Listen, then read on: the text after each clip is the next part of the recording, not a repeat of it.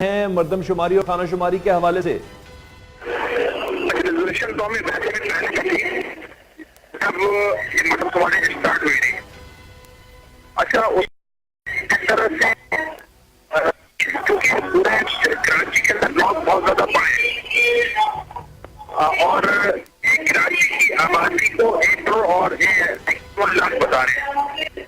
अच्छा, जबकि देखा ही जाए तो कराची में मुशर्रफ दौर के अंदर, मैं थोड़ा सा आपको डेटा दे दूंगा, मुशर्रफ दौर के अंदर कराची में औरंगी राउंड 25 लाख, औरंगी 18 लाख, लिहारी 14 लाख, नारंगी 16 लाख, गुलशन 14 लाख, पुलिस 13 लाख, 14 लाख, नक्साबाद 16 लाख, एमपी एरिया 15 लाख, नांदाबाद 15 लाख, मुशर्रफ के जमाने की बात कर रहा हूँ। कराची 14 लाख, 8 लाख की माड़ी, 7 लाख, बल्दिया 15 लाख।